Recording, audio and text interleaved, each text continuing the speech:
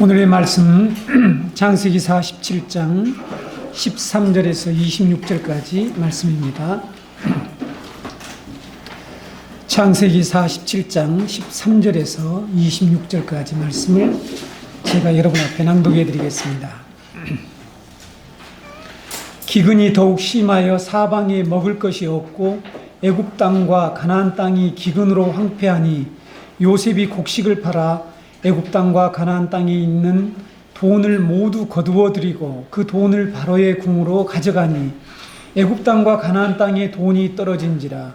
애굽 백성이 다 요셉에게 와서 이르되 돈이 떨어졌사오니 우리에게 먹을 거리를 주소서. 어찌 주 앞에서 죽으리이까. 요셉이 이르되 너희의 가축을 내라. 돈이 떨어졌은즉 내가 너희의 가축과 바꾸어 주리라. 그들이 그들의 가축을 요셉에게 끌어오는지라. 요셉이 그 말과 양떼와 소떼와 나귀를 받고 그들에게 먹을 것을 주되 곧 그 모든 가축과 바꾸어서 그 해 동안에 먹을 것을 그들에게 주니라. 그 해가 다가고 새해가 되매 무리가 요셉에게 와서 그에게 말하되 우리가 주께 숨기지 아니하나이다. 우리의 돈이 다하였고 우리의 가축대가 주께로 돌아갔사오니 주께 낼 것이 아무것도 남지 아니하고 우리의 몸과 토지뿐이라. 우리가 어찌 우리의 토지와 함께 주의 목전에 죽으리이까. 우리 몸과 우리 토지를 먹을 것을 주고 사소서. 우리가 토지와 함께 바로의 종이 되리니 우리에게 종자를 주시면 우리가 살고 죽지 아니하며 토지도 황폐하게 되지 아니하리이다. 그러므로 요셉이 애굽의 모든 토지를 다 사서 바로에게 바치니 애굽의 모든 사람들이 기근에 시달려 각기 토지를 팔았습니다. 땅이 바로의 소유가 되니라. 요셉이 애굽 땅 이 끝에서 저 끝까지의 백성을 성읍들에 옮겼으나 제사장들의 토지는 사지 아니하였으니 제사장들은 바로에게서 녹을 받음이라. 바로가 주는 녹을 먹음으로 그들이 토지를 팔지 않음이었더라. 요셉이 백성에게 이르되 오늘 내가 바로를 위하여 너희 몸과 너희 토지를 샀노라. 여기 종자가 있으니 너희는 그 땅에 뿌리라. 추수의 5분의 1을 바로에게 상납하고 5분의 4는 너희가 가져서 토지의 종자로도 삼고 너희의 양식으로도 삼고 너희 가족과 어린 아이의 양식으로도 삼으라. 그들이 이르되 주께서 우리를 살리셨사오니 우리가 주께 은혜를 입고 바로의 종이 되겠나이다. 요셉이 애굽 토지법을 세우매 그 5분의 1이 바로에게 상납되나 제사장의 토지는 바로의 소유가 되지 아니하여 오늘날까지 이르니라. 아멘. 지금으로부터 수천년 전인 고대 시대나 우리가 지금 살고 있는 이 현대에 어느 시대를 막론하고 먹고 사는 문제, 좀 더 포괄적인 표현을 쓰자면 이 경제 문제는 사람들의 가장 중요한 관건이죠. 이렇게 된 이유가 우리 인간이 타락하여 하나님을 떠남으로 인하여서 하나님과 분리됨으로 말미암아 우리에게 가장 주된 관심사는 바로 이 경제 문제에 집착하고 있다는 것을 우리가 알아야 합니다. 그래서 이렇게 모든 시대를 막론하고 사람들이 이 먹고 사는 문제에 초점을 맞추는 이 주된 증거가 있는데 그것이 바로 이 종교를 통해서 나타나게 되죠. 고대인들과 고대 이스라엘 백성들이 어떤 일을 합니까? 우상을 섬기죠. 여러 신을 두고 그들 앞에 나가서 숭배를 합니다. 그 주된 목적이 무엇이죠? 그들의 그 현실적인 이 경제 문제를 해결하기 위한 것이었습니다. 그러니까 종교의 목적이 바로 이 경제 문제를 해결하는 것이었다는 거죠.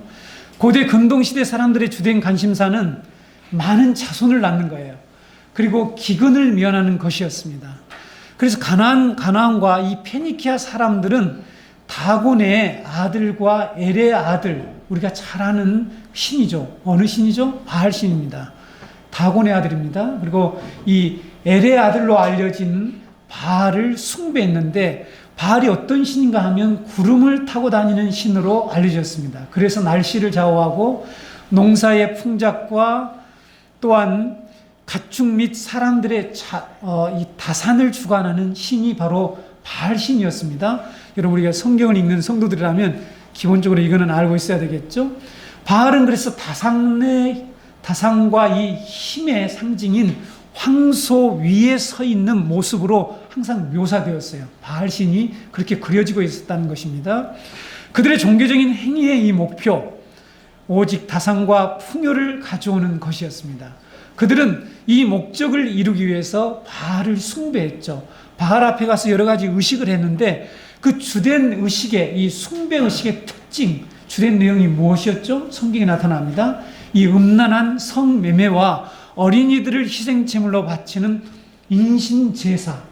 제가 말씀드렸죠? 몰렉 앞에 자기 자녀를 불태워서 바치는 이런 일을 했습니다.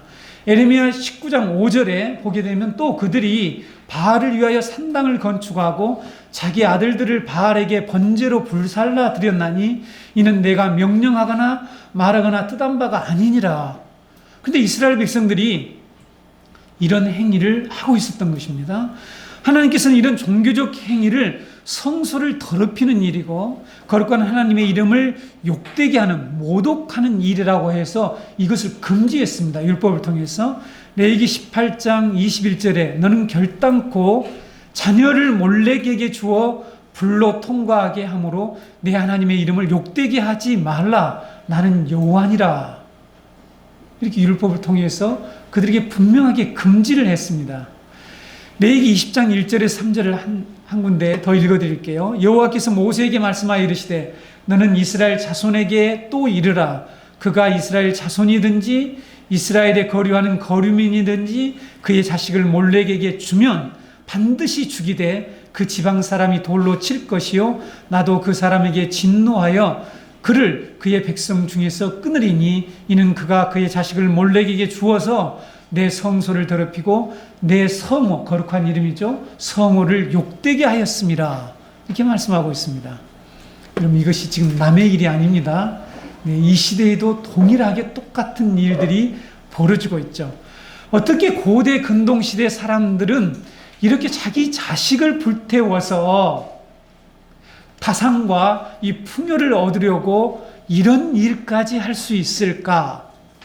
우리가 이런 질문을 할지 모르지만 경제 문제를 해결하기 위해서 이 시대 사람들이, 즉 먹고 사는 문제를 위해서 이 시대 사람들이 어떤 일을 하는지를 보면 이 사람들이 자기 자녀들을 이렇게 불태워 죽이고 인신제사, 이 child sacrifice라고 하는데 human sacrifice라고 하죠, 영어로. 이런 일을 하는 것은 우리보다도 더 한다라고 볼 수가 없다는 것이죠. 자, 여러분들 이 시대에 돈 때문에 사람들이 어떤 일들을 하는지 잘 알고 계시죠? 도덕과 윤리가 붕괴되고 인권 등을 완전히 무시해버리는 이 시대의 모습보다 더하다, 이렇게 볼 수가 없다는 것입니다.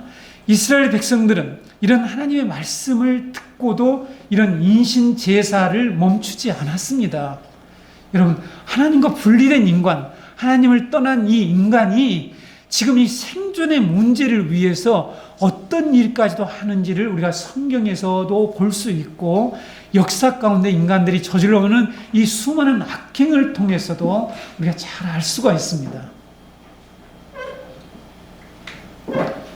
이들이 이런 일을 할 수 있는 것은 이건 현실적인 문제 때문이죠. 자, 여러분, 우리가 지금 하고 있는 모든 문제는 이 현실적인 문제라는 것입니다. 여러분, 건조한 기후의 이 농경 사회인 팔레스타인 지역에서 살고 있었던 이스라엘 백성들에게 비를 내려서 자신들에게 이 풍작을 가져다 주고 다산을 주는 신을 숭배한다는 것은 끊을 수 없는 유혹이에요. 참을 수 없는 유혹이라니까요. 여러분, 우리가 지금 이 돈이라고 하는 것들이 엄청나게 우리를 유혹하잖아요. 그게 끊을 수가 없잖아요. 그렇죠? 자, 여러분, 지금 여기에서 이 바알신, 구름을 타고 다니는 신이 비를 내려주어서 우리가 그의 이 능력으로, 힘으로, 은택으로 내가 풍요한 곡식을 얻을 수 있다, 내가 풍요로울 수 있다. 여러분, 그것을 굳게 믿고 있는 사람들에게 바알신을 숭배하는 것을 끊을 수가 없다는 말입니다. 우리가 마치 현실에 가장 필요로 하는 이 돈의 유혹을 그래서 돈 끝없는 유혹이라는 책도 있어요. 돈 끝없는 유혹이라는 책이 있습니다. 네, 끝없이 우리를 유혹하는 것의 핵심은 뭐냐면 경제죠, 경제. 그렇죠? 자신들의 곡식 생산과 가축의 번성과 그 결과 풍요로움이라는 이 경제적인 문제와 직결되어 있는 이 신앙, 종교, 이것을 포기할 수가 없다는 것이죠. 그런데 그 뒤에는 이렇게 이들이 바알을 숭배하는 것을 포기할 수 없는 그 뒤에는 반드시 이 믿음이 자리 잡고 있다는 거죠. 제가 일전에 여러분에게 이 말씀 강론 시간에 모든 것은 믿음의 문제다라는 것들을 여러분에게 말씀드렸습니다. 여러분 잘 생각해 보셔야 합니다. 여러분이 하는 모든 행동의 그 뒤에 근간을 이루고 있는, 아주 기초를 이루고 있는 것이 뭐냐면 믿음입니다. 신앙의 문제예요. 그렇죠? 고대 근동 사람들과 이스라엘 사람들은 이 풍요와 다사는 구름을 타고 다니는 신인 바알이 내려주는 바알의 빛 때문이다. 자, 바알의 빛 때문이라고 그랬습니다. 바알의 빛 때문이라고 굳게 믿고 있습니다. 이스라엘 백성들의 이런 굳은 믿음은 하나님의 구원을 체험한 후에도 바알 숭배를 끊지 못하는 거예요. 그리고 인신 제사를 끊지를 못하는 것입니다. 그래서 그것이 언제까지 이어집니까? 자, 호세아 선지자가 나타나서 그들의 이러한 죄악을 지적할 때까지, 그러니까 출애굽한 후에 수천 년 후에까지 일들이 계속 지속되어 있는 거죠. 하나님과 바알을 동시에 섬기고 있는 것입니다. 하나님은 그 일을 가증한 일, 성소를 더럽히고 여호와 이름을 욕되게 하는 것이라고 분명하게 말씀하셨는데 사람들은 그걸 끊지 못하는 거예요. 지금 우리 얘기하고 있는 것입니다. 저 얘기하고 있습니다. 이런 당시 배경에서 여러분 오늘 말씀을 이제 보셔야 합니다. 7년간의 풍년과 7년간의 기근을 하나님께서 온 땅에 내리셨죠.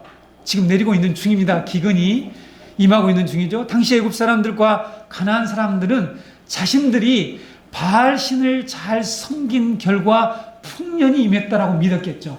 자, 7년 풍년이 있었잖아요. 그렇죠? 그 기간 동안 어떤 생각을 했을까요? 아, 우리가 바알을 잘 숭배해서 7년 동안 풍요로웠을 것이다. 그렇게 믿고 있었겠죠. 요셉은 알고 있었죠. 이것이 하나님의 계획이고 하나님이 큰 구원으로 지금 하나님의 백성을 애굽 땅에서 창조해 애굽 땅에서 만들어서 그들을 성장시켜서 큰 민족을 이루겠다는 그 계획, 그 보존 계획을 가지고 이런 7년 풍년과 7년 흉년을 주셨다는 것을 요셉은 알고 있었지만, 여러분 애굽 땅 사람들, 애굽 백성들은 어떻게 생각했을까? 이런 생각을 하고 있었다는 것이죠. 아, 우리가 바알 신을 잘 섬겨서 바알의 빛 때문에 이렇게 풍작을 이루고 있다. 그것이 계속 지속될 것으로 굳게 믿고 있었죠. 그러나 그건 7년뿐이었습니다. 7년 후에 흉년, 이 기근이 임하고 말았죠. 이 기근이 시작되자 그들은 또 어떤 일을 했을까요?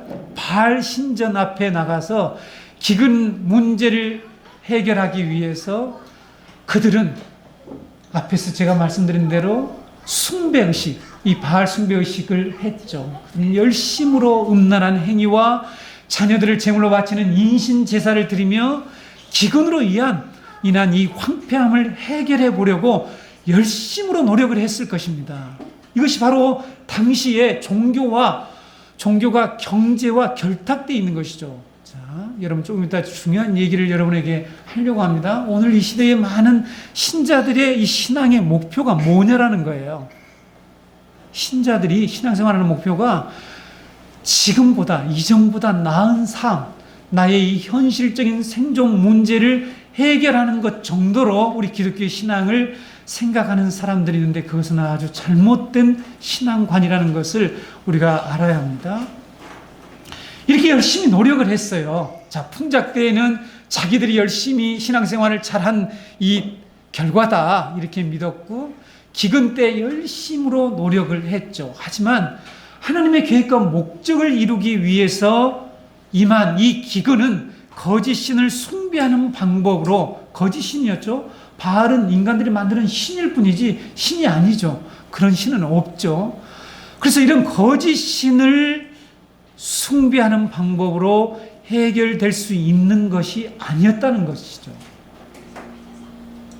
오직 이 기근을 해결할 수 있는 길은 하나님이 보내신, 하나님이 예비하여 미리 보낸 이 애굽의 통치자, 총리로 세운 요셉의 치세를 통해서만, 요셉의 이 정책과 통치 방식을 통해서만 해결할 수 있는 문제였습니다.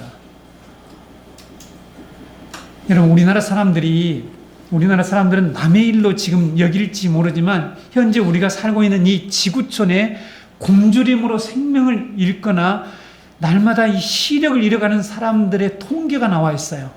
여러분, FAO가 뭐죠? FAO가 유엔 식량 농업 기구라는 이 단체예요. 이것이 FAO인데, 이 FAO의 보고에 의하면 10세 미만의 아동이 5초에 한 명씩 굶어가고 있다는 사실입니다.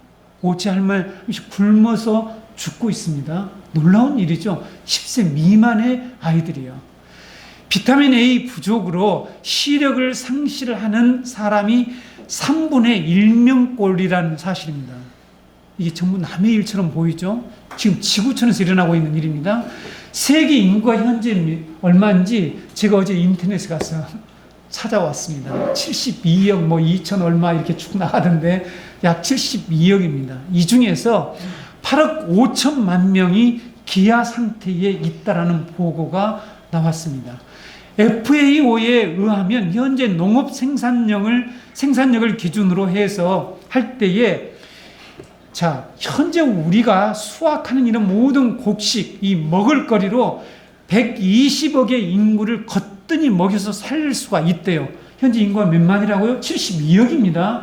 근데 120억의 인구를 거뜬히 먹여서 살릴 수 있대요. 그런데 아시아에는 5억 5천만 명이, 아프리카는 1억 7천만 명이 지금 굶주림에 시달리고 있다는 사실이에요. 첨단 과학과 성능 좋은 컴퓨터로 얼마든지 이 수확하는 곡식을 잘 분배해서 나눠주면 이렇게 많은 사람들이 지금 죽지 않아도 되는 그런 우리의 상황에 살고 있습니다. 그런데 왜 이렇게 많은 사람들이 굶주려서 죽어가고 있을까요? 3분의 1명씩꼴로 이 시력을, 비타민 A 부족으로 시력을, 이 눈을 보지 못하는 이런 상황에 처하게 되는 것일까요? 이런 무엇 때문에 생각하죠? 인간이 약하기 때문이죠. 물론 정답입니다. 이 세상을 올바로 다스릴 이 통치자가 없기 때문이에요. 여러분, 앞에서 창세기 강론하면서 제가 통치자 문제도 말씀드렸죠? 통치자가 없기 때문이라는 사실입니다. 저는 여러분에게 지금 이런 데이터를 통해서 시사 문제나 정치적 이슈를 말하려고 하는 것이 아닙니다. 이 세상에 구원자가 과연 있을까? 이 세상에 이런 문제를 해결할 수 있는 자가 누구인가 하는 것을 성경 말씀과 오늘 우리가 읽은 이 본문이 과연 무엇을 말하고자 하는지를 여러분에게 정확하게 해석하고 설명하고자 예를 든 것이죠. 지금도 우리는 이처럼 기근에 허덕이고 있다는 사실이에요. 그렇죠? 우리는 지금 기근 가운데 살아가고 있습니다. 근데 사람들은 거짓신을 통해서 이 첨단 과학과 여러 가지 이 정치력을 동원해서 이 문제를 해결할 수 있다고 생각하지만 수세기를 통해서 그것이 가능하지 않다. 인간의 모든 노력들이 무력하다는 것을 증명해 왔습니다. 이제는 우리가 누가 진정으로 이 세상을 구원할 자인가를 분명히 찾아야 할 그런 때라는 사실이죠. 45장에서 우리는 애굽의 총리가 된 요셉이 자기 형제들에게 하나님이 자기를 애굽으로 인도하신 일과 하나님의 구원 섭리에 대해서 말하는 내용을 배웠죠. 다시 한번 읽어드릴게요. 자, 이 부분이 오늘 말씀을 어떻게 해석하는지 보겠습니다. 45장 5절에서 8절. 당신들이 나를 이곳에 팔았다고 해서 근심하지 마소서, 한탄하지 마소서. 하나님이 생명을 구원하시려고 나를 당신들보다 먼저 보내셨나이다. 이 땅에 2년 동안 흉년이 들었으나 아직 5년을 밭가리도 못하고 추수도 못할지라. 하나님이 큰 구원으로 당신들의 생명을 보존하고 당신들의 후손을 세상에 두시려고 나를 당신들보다 먼저 보내셨나니 그런즉 나를 이리로 보낸 이는 당신들이 아니요 하나님이시라. 하나님이 나를 바로에게 아버지로 삼으시고 그 온 집의 주로 삼으시며 애굽 온 땅의 통치자로 삼으셨나이다 라는 이런 말을 하죠. 하나님의 인도하심과 하나님의 섭리를 자기 형제들에게 말합니다. 설명을 해줍니다. 여기서 계속해서 나오는 반복된 단어가 뭐냐면 생명을 구원하려고 하는 이런 내용을 말하고 있죠. 그런데 이 생명을 구원하는 사건이 오늘 우리가 읽은 본문입니다. 하나님께서는 요셉의 가족을 포함해서, 요셉의 가족은 하나님의 나라의 백성의 씨가 될 중요한 기초 공동체였죠. 이 야곱의 공동체를 포함해서 사람들의 생명을 구원하려고 요셉을 애굽으로 먼저 보내셨는데, 이 요셉이 아니고서는 이 기근의 문제를 해결할 수가 없다는 사실이에요. 오늘 말씀은 요셉의 지혜로운 이 치세, 세상을 다스리는 것이죠. 이걸 치세라고 합니다. 이 치세를 통해서 사람들의 생명을 구원하는 내용입니다. 성경은 예수 그리스도의 구원자 되심과 예수 그리스도가 이 세상의 구원자 된다는 이러한 진리와 그분의 다스리게 될 하나님의 나라가 어떤 나라인가를 계시하고 있는 책이에요.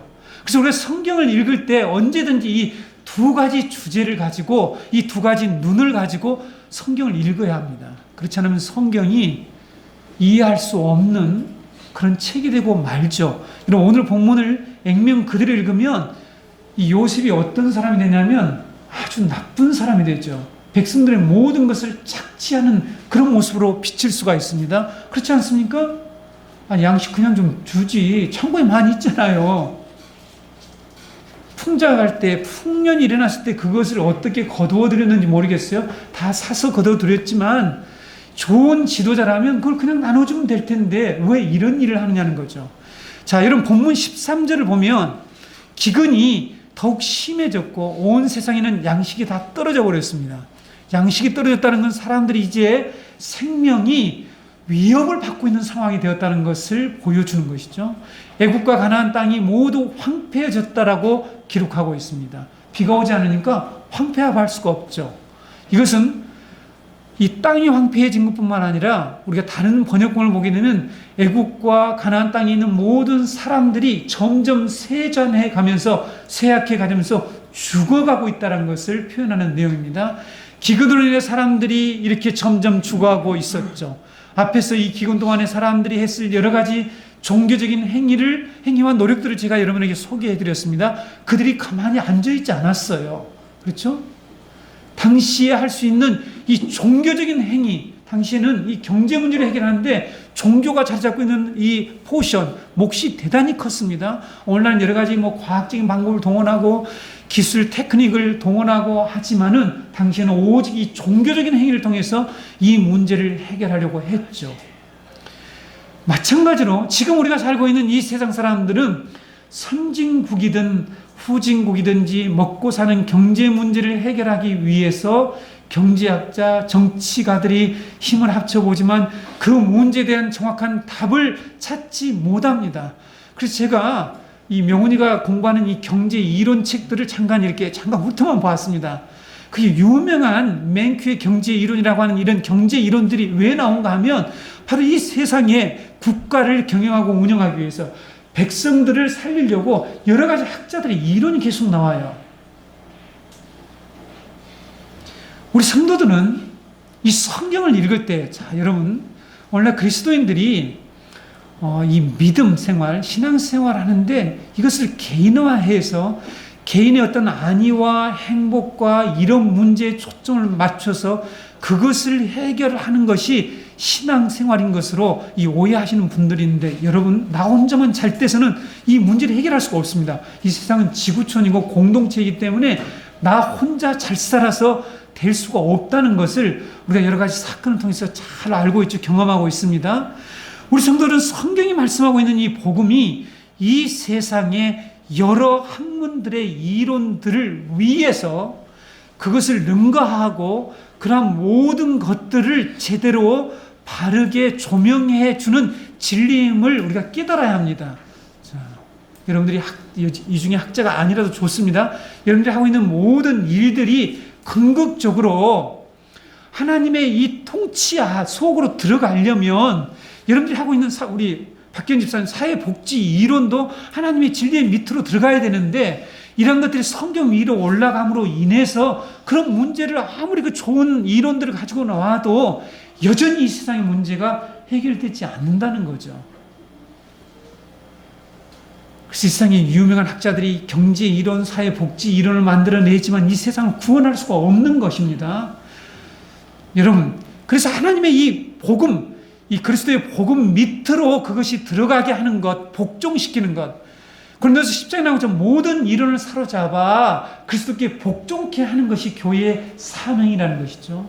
그렇지 않으면 복음이 세상을 구원하는 유일한 길이라는 것을 우리들은 확인할 길이 없습니다. 확신할 수가 없게 되는 것이죠. 그래서 우리가 예수 그리스도를 믿지만 바알 신을 숭배할 수밖에 없는 거죠. 그 길을 따라갈 수밖에 없는 거죠. 자, 우리의 문제가 뭐죠? 생존의 문제를 해결하는 겁니다. 그래서 경제가 모든 것들을 지배하고 있어요. 그렇죠?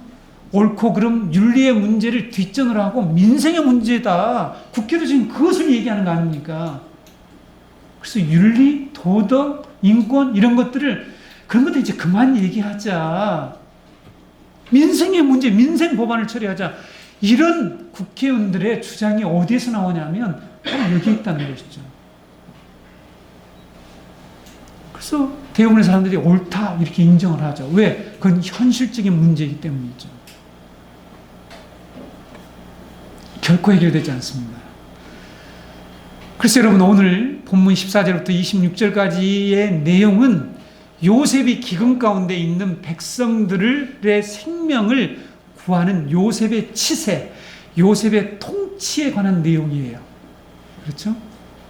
기근으로 애국과 가나안 땅의 양식이 다 떨어지자 요셉이 7년간 풍년 동안에 비축해 두었던 이 양식을 곡식을 돈을 받고 팝니다. 그래서 애국과 가나안의 사람들이 가지고 있었던 모든 돈을 어떻게 다 거두어 드리게 되죠. 거두어 드렸습니다. 전부 다 거두어 드리죠. 그래서 이 돈이 다 떨어졌잖아요. 살기 위해서 돈을 다 갖다 바치면서 곡식을 사왔기 때문에 돈이 없어요. 돈이 다 떨어지자 이들이 요셉을 찾아와서 뭐라고 얘기하죠? 우리가 우리에게 먹을 거리를 주소서 어찌 주 앞에서 죽으리까 하고 다시 양식을 구했습니다. 이렇게 호소하자 요셉은 백성들에게 너희들에게 있는 것이 무엇이냐 했더니 가축이 있다고 그랬죠. 그래서 가축을 가져오게 해서 다시 양식과 바꿔주게 됩니다. 백성들은 자기들이 가지고 있던 이 중요한 가축들, 이 가축들은 여러 가지 요소예요. 요즘 같으면 여러분들이 가지고 있는 차 다 바치라는 것입니다. 여러분, 낙타 가져왔잖아요. 낙타 당시 뭐합니까? 이동수단이에요. 소와 양 때 중요한 재산이죠. 네, 그것들이 하는 일들이 재산일 뿐만 아니라 여러 가지 용도로 사용됐다는 것을 여러분들이 안다라면 이런 모든 것들과 이게 바꾸라고 했습니다. 다 요셉이 그걸 갖다 줬죠. 그래서 그걸 다 바치고 한 해 먹을 양식을 받아왔어요. 근데 그게 또 떨어졌잖아요. 그래서 다음 해가 돌아왔습니다. 새해가 되자 백성들은 다시 요셉을 찾아와서 이번에는 어떻게 얘기합니까? 우리가 숨기지 않고 우리가 당신에게 고백하는데 돈도 다 떨어졌고 가축도 모두 갖다 드렸고 이제 우리에게 남은 것은 뭐밖에 없다고요? 우리의 몸과 이 토지밖에 없습니다. 그랬더니 요셉이 그래? 그러면 그것도 가져와라. 요셉이 이런 지도자가 어디가 있습니까? 양식이 많이 있는데 좀 주지. 그 인기도 좀 얻지. 그렇죠? 다 가져오래요. 외견상으로 볼 때 요셉이 한 이러한 행위는 마치 모든 것을 착취하는 이 비윤리적인 악덕 기업주처럼 보이죠. 그렇지 않습니까? 독재자처럼 보입니다. 백성들은 양식을 구하기 위해서 토지와 몸도 전부 요셉에게로 가져갔죠. 그러나 백성들이 양식을 구하기 위해서 요셉에게 갖다 바친 것들, 여러분 뭐죠? 돈과 가축과 토지와 자기 몸은 당시 고대 시대의 지불수단으로 사용되는 것들이었죠. 고대 근동시대의 최후의 지불수단은요, 자기 몸을 파는 거였습니다. 자기 몸을, 그러니까 자기 몸의 이 자유권을 그냥 희생하는 거예요. 뭐죠? 종이 되는 것입니다. 더 이상 지불할 것이 없을 때에 자신의 자유를 지불 수단으로 사용하는 거예요. 잘 여러분 들으셔야 합니다. 우리가 여러분 어떻게 예수 그리스도의 통치 안에 들어가는지, 어떻게 우리가 하나님의 백성이 되는지, 어떻게 우리가 구원을 받을 수 있는지, 어떻게 우리가 이 세상의 문제를 해결할 수 있는 길이 뭔지 지금 그 얘기하는 것이죠. 요셉은 자신의 생명을 구원하고자 하는 자들에게 그들이 가지고 있는 모든 지불 수단을 사용하도록 해서 자신들의 생명을 구하도록 한 것이에요. 요셉이 한 일은 자신의 권력으로 백성들의 재산과 몸을 착취한 것이 아닙니다. 당시 상황에서는 아주 적법한 이 정당한 방법으로 처럼 사고 파는 거래 행위를 한 거죠. 요셉은 기근이 끝나갈 쯤에, 그래서 자 오늘 본문에 보게 되면 기근이 끝난다는 얘기하지 않지만 기근이 끝날 때 종자를 왜 줍니까? 어떻게 파용을 할 수 있습니까? 기근이 끝나간다는 것을 말하고 있는 거죠. 요셉은 기근이 끝나갈 쯤에 백성들로부터 산 토지의 씨앗을 뿌리도록 그들에게 종자를 바꾸어 주었습니다. 그들에게 그래서 그들에게 종자를 주어서 그 종자로 씨를 뿌려가지고 추수한 것의 5분의 4는 백성들이 갖도록 하고 5분의 1은 바치도록 하죠. 상납하도록 하는 애굽의 토지법을 만들었다라고 오늘 본문은 기록하고 있죠. 기근이 오기 전까지는 그들이 자신의 토지에서 자유롭게 농사를 짓는 자유농업민으로 살아왔습니다. 그렇죠? 그러나 기근이 들게 되면 그것이 아무 쓸모가 없는 결과를 초래한다는 것을 지금 이 7년 대기근을 통해서 그들은 경험하게 되죠. 그러나 이제 소작 농민으로 바뀌게 됩니다. 그래서 소작 농민이 되어서 나라와 바로 왕에게, 이 왕께 자신의 모든 것들이 속하게 되죠. 뭐죠? 돈과 가축과 토지와 자기 자신이 완전히 왕에게 속하게 되죠. 나라에 속하게 된다는 것입니다. 여러분, 하나님의 나라가 무엇인지를 알아야 되죠. 우리의 모든 것을 하나님 나라에게 속하게 하는 거라는 거죠. 그렇죠? 지금 이것을 못하기 때문에 우리는 염려와 근심과 걱정과 이 경제 문제를 바알에게 동시에 맡기면서 해결하려고 한다는 사실이에요. 여러분, 역사가 수세기 동안에서 이 경제 이론과 여러 가지 이 노력을 통해서, 인간이 한 노력을 통해서 이 문제를 해결할 수 없다는 것을 알 수 있어요. 이 약한 통치자들 때문에 안 되는 것이죠. 쌓아놓고도 나누지 않아서 이 수많은 사람이 죽어가고 있잖아요. 놀라운 일 아닙니까?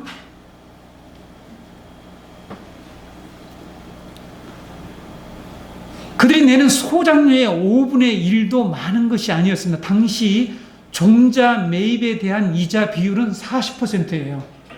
놀랍죠? 어마어마하지 않아요?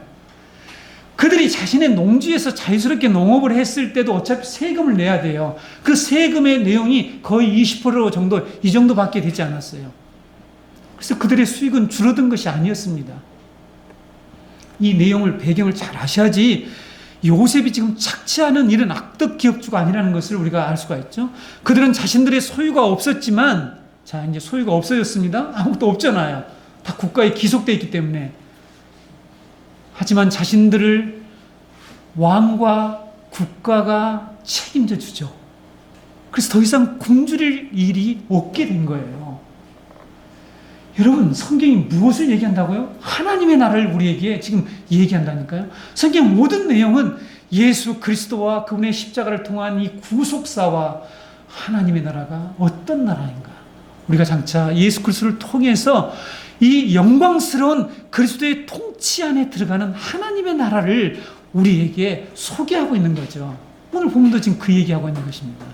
기근으로 모든 백성들이 죽게 된 상황에 처해 있을 때 백성들에게 이런 이 통치 행위를 통해서 요셉은 애국과 가나안 땅의 모든 사람들의 생명을 구원해냈습니다. 그래서 오늘 말씀을 보면 애굽의 백성들은 요셉이 자신들에게 한 행동, 정책이죠. 요즘 말하면 정책입니다. 치세라고 그랬죠. 세상을 다스리는 통치 행위예요. 이런 통치 행위에 대해서 만족했습니다. 성도 여러분, 우리는 만족합니까? 우리가 정말 예수 그리스도의 다스림을 만족하냐고요. 그것에 대한 정말 소망을 두고 있냐고요. 그들이요, 여기 찾아와서 계속해서 하는 19절이나 이 말씀을 보실래요? 뭐라고 얘기했습니까? 우리를 구원해달라. 우리가 어떻게 당신 앞에 죽을 수 있냐? 우리를 살려달라. 이 말은 무엇입니까? 이 극심한 기근에서 자신을 살려줄 자는 오직 요셉을 그들의 백성의 구세주로 그들은 굳게 믿고 있었습니다. 그래서 찾아온 거예요. 그럴 수밖에 없었죠. 자, 47장 25절에 보게 되면 그들이 이르되 주께서 우리를 살리셨사오니 우리가 주께 은혜를 입고 바로의 종이 되겠나이다. 이런 백성들의 고백의 내용이 나오죠. 백성들은 요셉이 자신들을 구원해 주었으며 자신들은 요셉의 은혜를 입었더라고 고백하고 있죠. 이것은 무엇을 말하는 것입니까? 요셉은 그리스도의 모형이라고 계속해서 말씀드렸죠. 요셉이 기근으로 굶어 죽게 된 사람들에게 양식을 공급해 주고 그들의 생명을 건져 주신 것처럼 예수님이 우리들의 생명을 구원해 주러 오신 이 생명의 떡이라는 것을, 이 세상의 유일한 구원자가 되신다는 것을 보여주는 사건이 오늘 본문의 말씀이라는 것입니다. 여러분, 신약성경 요한 사도는 이것을 정확하게 우리에게 가르쳐주고 있죠. 요한복음 6장 35절에서 40절을 읽어드릴게요. 예수께서 이르시되 나는 생명의 떡이니 내게 오는 자는 결코 줄이지 아니할 터이요 나를 믿는 자는 영원히 목마르지 아니하리라. 그러나 내가 너희에게 이르기를 너희는 나를 보고도 믿지 아니하는도다 하였느니라. 아버지께서 내게 주시는 자는 다 내게로 올 것이요 내게 오는 자는 내가 결코 내쫓지 아니하리라. 내가 하늘에서 내려온 것은 내 뜻을 행하려 함이 아니요 나를 보내신 이의 뜻을 행하려 함이니라. 나를 보내신 이의 뜻은 내게 주신 자 중에 내가 하나도 잃어버리지 아니하고 마지막 날에 다시 살리는 이것이니라. 내 아버지의 뜻은 아들을 보고 믿는 자마다 영생을 얻는 이것이니 마지막 날에 내가 이를 다시 살리리라 하시니라. 여러분, 지금 이 말씀을 구약에서는 사건을 통해서 시청각 교재로 이렇게 우리들에게 보여주고 있는 것입니다. 요셉이 마치 하나님의 큰 구원을 위해 애굽에 보내졌죠. 그러니까 지금 요셉이 하는 이런 이 통치 행위, 이런 행위는 하나님의 뜻을 행하고 있는 거예요. 그렇죠? 당시에 이 문화권에서 일어나고 있는 이런 일들을 통해서 하나님의 뜻을 행하고 있는 것이죠. 그렇죠? 이걸 오해하면 안 됩니다. 리처드 도킨슨을 얘기 안 하고 싶은데 그 사람은 이러한 내용을 전혀 무식하고, 그 사람이 대학자죠. 모든 사람들에게 인정받을 만한 연구에 유명한 대학의 교수고 학자라고 박사라고 할지라도 그 사람은 이런 배경조차도 모르고 예수님이 악덕 기업주처럼 아주 나쁜 사람으로 그가 만들어진 신에서 얘기하고 있는데 무식한 거죠. 그렇죠? 네. 이렇게 요셉이 하나님의 뜻을 행한 것처럼 예수님도 하나님의 뜻을 행하려고, 그 하나님의 뜻을 행하려고 이 땅에 오셔서 그 하나님의 뜻을 행한 것이 무엇이죠? 자신이 생명의 떡이라고 하는 것을 사람들에게 증거한 것이죠. 그 증거한 여러 가지 사건들을 통해서 사람들에게 믿도록 했지만, 이 세상을 구원할 유일한 구원자라고 그들에게 말을 했지만 사람들이 믿지 않았다는 것입니다.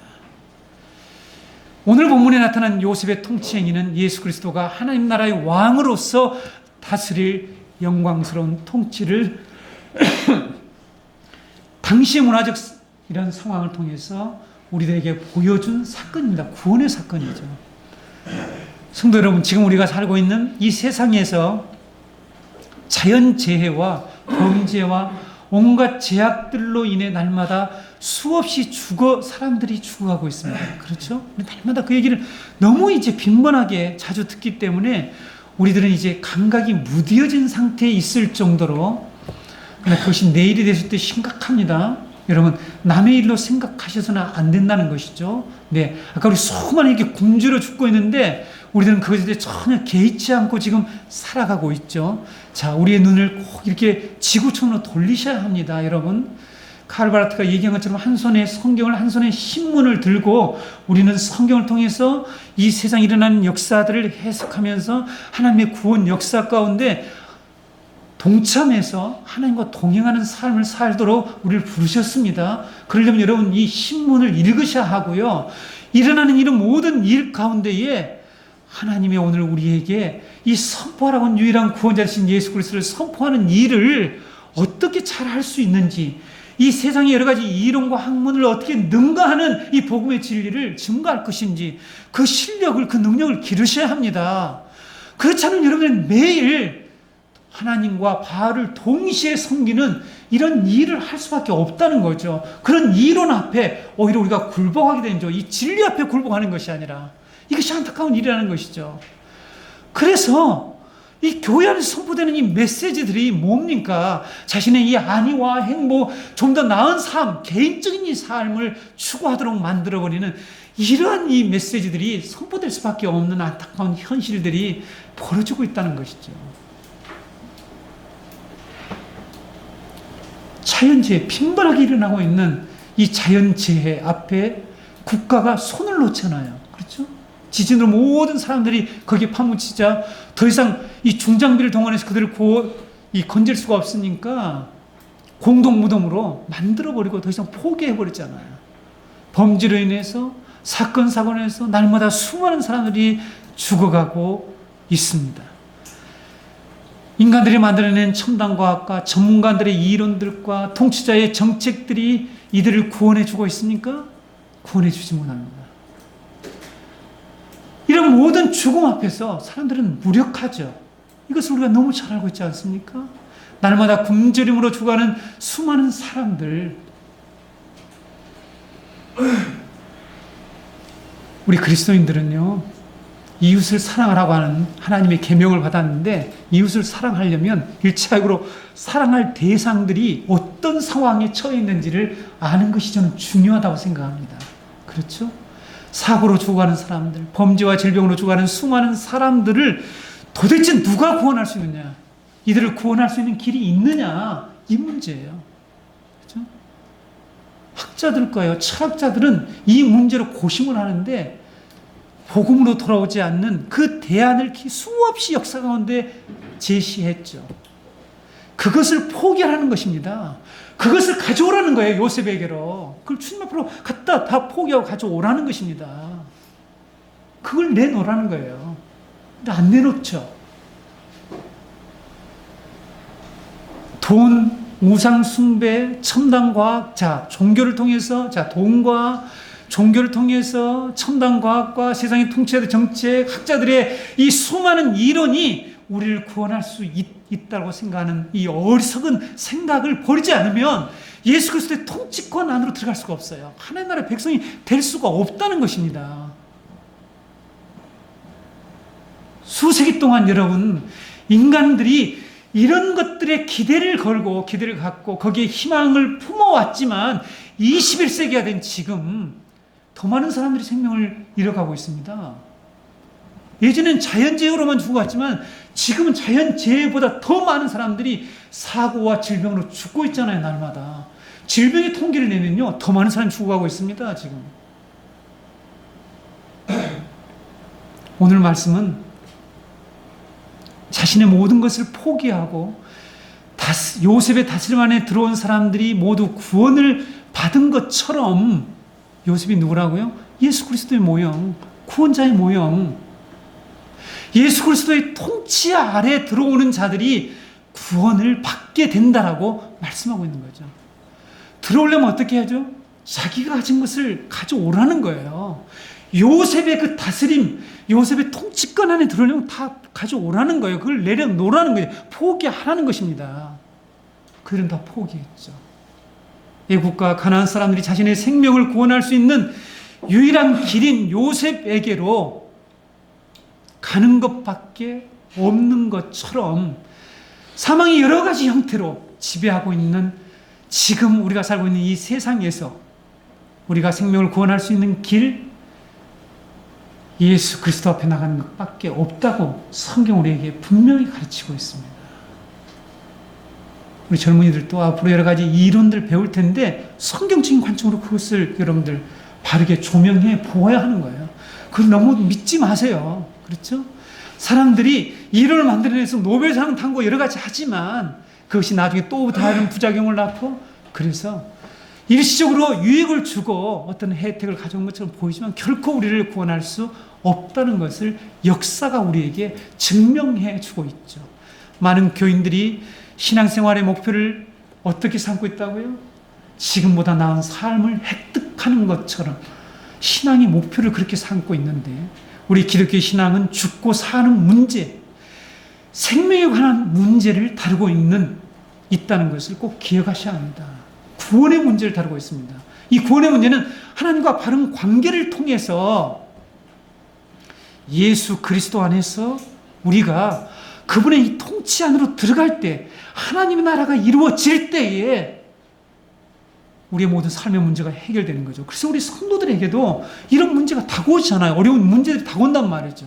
잘 믿는 사람들에게도 많은 고난이 있고 고통이 있는 이유가 여기에 있는 거죠. 우리는 7년 지금 흉년 가운데 들어있는 거죠. 이 기간이 끝날 때까지 우리는 당할 수밖에 없습니다. 누구나.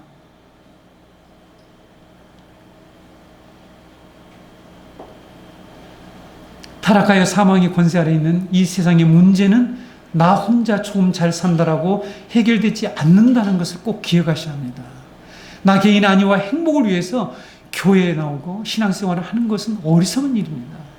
성도는 그것을 포기하셔야 합니다. 오늘 그것을 요셉에게로 가져가는 것처럼 주님께로 가서 다 포기하셔야 합니다. 요셉은 하나님 나라를 이루기 위해서 야곱의 공동체를 보존하고 또 야곱 공동체가 애굽에서 큰 민족으로 성장하려면 애굽 백성들이 살아야 되잖아요. 자, 여러분 이 관계를 잘 아셔야 합니다. 애굽 백성들이 살아야 되죠. 지금 애굽 백성을 살려줬잖아요. 그렇죠? 45장에서는 야곱의 가족들을 생존을 위해서 그들의 생명을 구원하려고 내가 먼저 이 애굽에 오게 되었다 이렇게 얘기하는데, 애굽 백성들도 동시에 다 이 구원을 받지 않습니까? 하나님께서는 이 땅의 백성들에게 여전히 일반 은총을 통해서 그들을 잘 살기도 해주시고 부유하게 해주시고 여러 가지 일들을 하시면 보호해 주십니다. 네. 궁극적인 목적이 무엇입니까? 바로 하나님의 백성들을 보존하기 위해서요. 하나님의 백성들을, 하나님의 나라를 이루기 위해서라는 것을 이해를 하셔야 돼요. 우리를 하나님의 백성으로 키워가기 위해서, 성장시켜 나가기 위해서 잠시 동안 그들에게 여러 가지를 허락해 주신 것이에요. 그러므로 성도 여러분, 우리는 그들이 잘 되는 것을 부러워해서 나도 그들처럼 되게 해달라고 하나님께 기도할 것이, 요구할 것이 아니라 주님 속히 오셔서 우리를 다스려 주옵소서. 주님의 치세, 주님이 세상의 다스림만이, 그리스도의 다스림, 이 통치만이 이 세상의 문제를 해결할 수 있는 유일한 길이고 유일한 방책입니다. 방법이고 정책이라는 거죠. 이것을 우리가 하나님께 기도해야 된다는 거죠. 이렇게 고백하는 자들이 되어야 합니다. 당신이 우리를 살려주었습니다. 우리에게 은혜를 베풀어 주었습니다. 이런 고백을 하는 성도가 되기를 원하는데, 우리는 아직까지 이 바알을 섬기고 있는 자들이 있다는 거죠. 야곱의 공동체와 애굽의 백성들에게 오직 요셉과 그의 치세에만 소망이 있었죠. 자, 여러분, 야곱의 공동체가 구원을 받고 애굽의 이 백성들이 구원받을 수 있는 것은 요셉의 치세 때문이에요. 그렇죠? 요셉이 이렇게 처음 가족이 만들고 그들에게 살려냈잖아요. 요셉의 이 다스림에만 소망이 있었듯이 요셉이 애굽의 총리가 된 거, 그래서 온 땅의 통치자로 세우셨다라고 45장에서 얘기하지 않습니까? 그래서 이 요셉이라는 통치자의 이 다스림에만 소망이 있어요. 그래서 바로까지도 그에게 맡겼잖아요. 나라를 맡겼잖아요. 그 집의 주인으로 삼았지 않습니까? 우리가 겪고 있는 이 수많은 비극들에서 구원받을 수 있는 길은 그리스도가 오셔서 다스리는 길밖에 없다고 성경은 우리에게 오늘도 강하게 선포하고 있습니다. 우리가 가진 모든 것을 성도 여러분 부인하고 우리의 구원자 되신 그리스도 앞에 나아가 그분의 다스림을 받는 성도들이 되시기를 바랍니다. 기도하시겠습니다.